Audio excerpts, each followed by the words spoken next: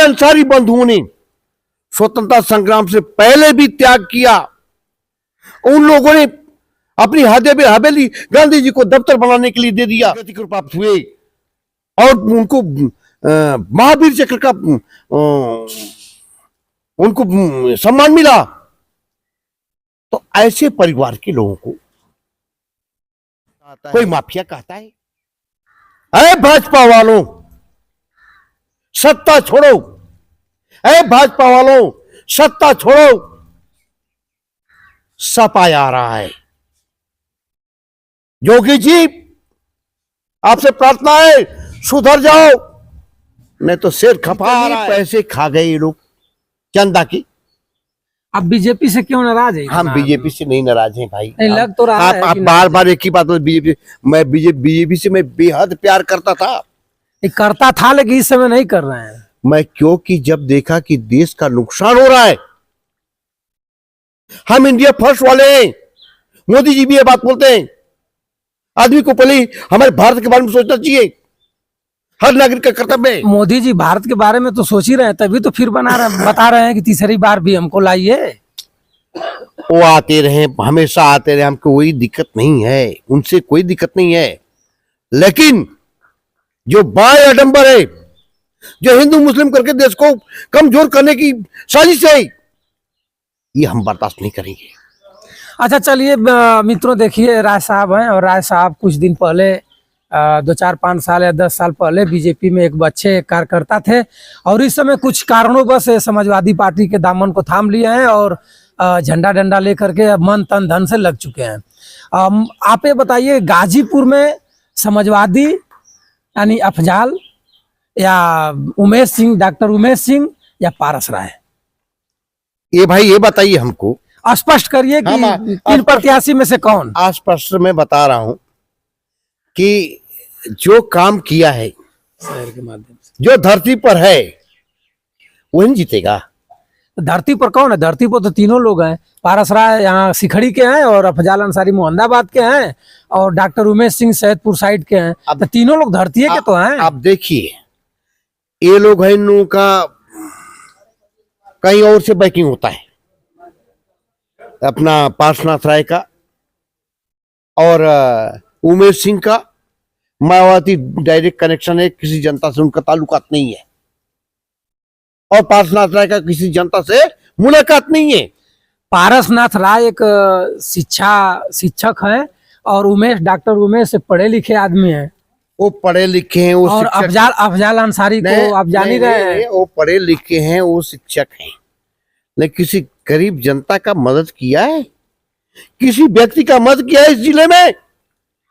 अरे अंसारी बंधुओं ने स्वतंत्रता संग्राम से पहले भी त्याग किया।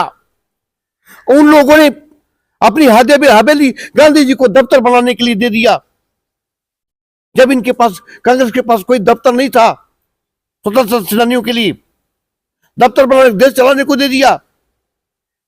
ब्रिगेडियर उस्मान, जनरल करियप्पा ने उनको भेजा, जब किसी से मान में नहीं रहा आतंकवादी, तो जम्मू कश्मीर में जाकर दुश्मन के दांत खट्टे कर दिए, पाकिस्तान को उनकी औकात बता दी,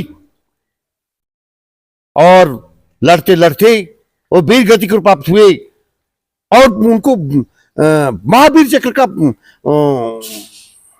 उनको सम्मान मिला। तो ऐसे परिवार के लोगों को कोई माफिया कहता है? कोई गुंडा कहता है? अच्छा ये बताइए, अगर ये लोग माफिया नहीं रहते तो इन लोगों को कोर्ट क्यों इतना सजा देती? अफजाल अंसारी को देख ही रहे हैं, सजा मिला था, हाई कोर्ट या सुप्रीम कोर्ट कुछ राहत दी। अफजाल अंसारी के छोटे भाई मुख्तार अंसारी के बेटा अब्बास अंसारी मऊ से विधायक हैं, जेल में ही हैं, और इनके पर भी मुकदमा है, फिर 13 तारीख को डेट लगी हुई है। अगर सुनिए, ये अगर मान लीजिए, न्यायालय पर तो आपका भरोसा है ना, न्यायालय जो न किसी पार्टी का न किसी का दबाव है, लेकिन न्यायालय तो सही काम करेगा। न्यायालय से ही तो इन लोगों पर अपराध का मुकदमा लिखा गया है, चाहे सजा मिली हुई है।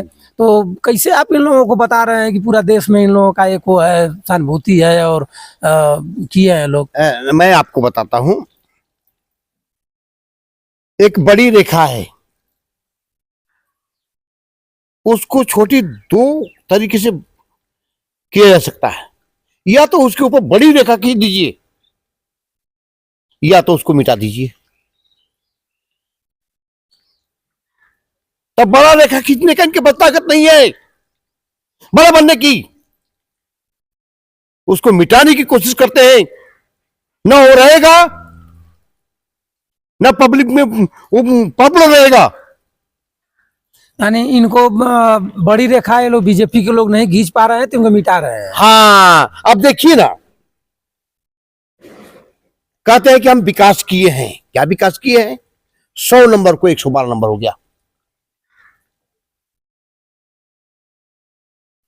102 को 108 हो गया। ये अपना मुगल सराय को दीनदयाल उपाध्याय हो गया। ये है विकास। और विकास विकास तो देखिए, जाकर देखिए गंगा जी के पुल पर फर्स्ट क्लास को ओवरब्रिज बन चुका है, मनोज सिन्हा द्वारा मिला है। देखिए अब इससे अच्छा क्या गाजीपुर में विकास लाना चाहते हैं? मनोज सिन्हा जी सुनिए, अपराध मुक्त गाजीपुर हो गया। पारस राय जैसे शरीफ आदमी चुनाव लड़ने की तैयारी में हो गया, तो इससे अच्छा विकास क्या चाहिए? आपको मैं बता दूं, मनोज कुमार सिन्हा जी वास्तव में विकास पुरुष हैं, है ना। और उनको ही वोट, आपको मैं बताया हूं अंगूठे के बारे में, उसी टाइम से हमारा अंगूठा ये उनको वोट देने आता एक दिन के लिए। और गांव में कोई भाजपा वाला हमको पानी के लिए नहीं पूछा। मैं सोचा कि ये कुर्सी हार ना जाए, इतना मैं प्यार करता था। इसीलिए नहीं ना गाँव वालों से अपना राज चल रहे हैं। और उनसे मुलाकात भी नहीं करने दिया हमको ये लोगों ने। हमको उनसे मिलाना तो दूर, उनसे एक झलक भी पानी नहीं दिया। तो आप बताइए, न उनसे मेरी मुलाकात है न पहचान है। लेकिन यही नहीं, एक ही बार नहीं, जब मैं इंटर कॉलेज में पढ़ता था, पीएन इंटर कॉलेज मर्दम में, उस टाइम में भी ये चुनाव लड़े थे मनोज कुमार सिन्हा, और उस टाइम भी हम लोगों ने इनका साथ दिया था। और 2019 में भी लड़े, उससे पहले भी लड़े थे। 3 चुनाव हमारे साथ में, हम लोगों ने 2 चुनाव जिताए, एक चुनाव बेचारे अपने दुर्भाग्य से हार गए। दुर्भाग्य से हार गए क्या? आप लोग हरा दिए? जी नहीं, इनको कोई नहीं हराया, इनको हराया है इन बीजेपी ने ही। क्यों? क्योंकि कुछ लोग हैं नहीं, इनको चाहते थे मुख्यमंत्री बनना, पसंद नहीं था।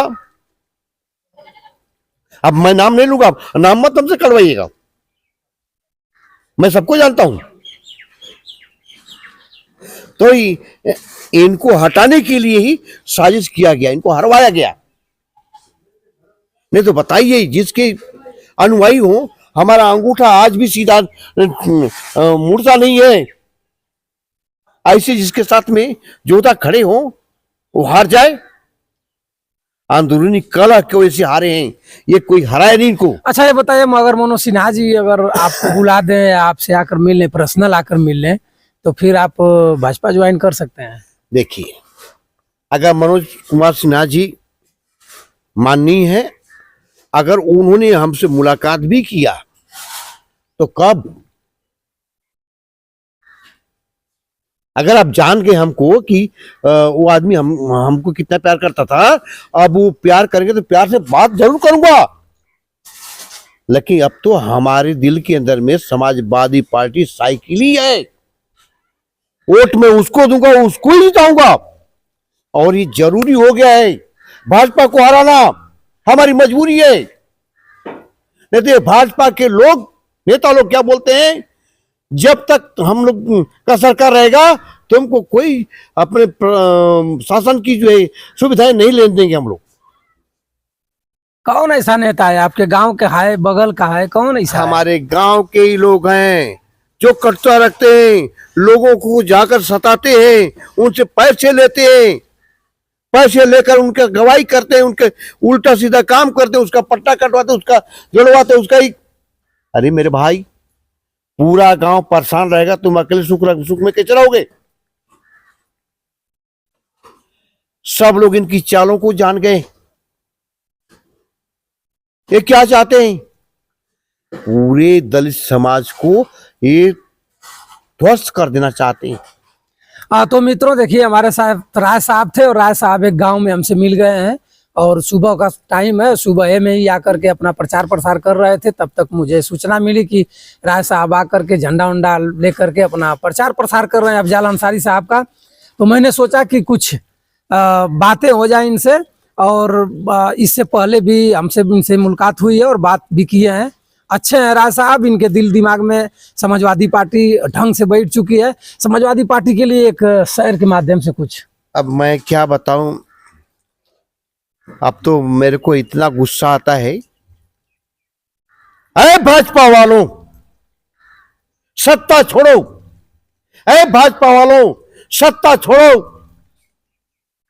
सपा आ रहा है। योगी जी, आपसे प्रार्थना है, सुधर जाओ, नहीं तो सिर खपा आ रहा है। वाह, अभी तो देखिए राय साहब शहर भी बना लेते हैं, पढ़े लिखे हुए हैं और इनके गांव में अच्छा इनका एक प्रभाव है। और आज हमसे बताए हैं कि भैया आप किसी दिन हमारे गांव में आइए, कुछ दलित लोग हैं और कुछ हमारे भी बिरादरी के लोग हैं, सबको मैं इकट्ठा करूंगा, एक बाइट हो जाए। मैं कभी इनसे इनके गांव में भी मुलाकात करूंगा। आप तब तक के लिए आप सभी मित्रों को बंसराज यादव का सादर प्रणाम। आप सबको प्रणाम।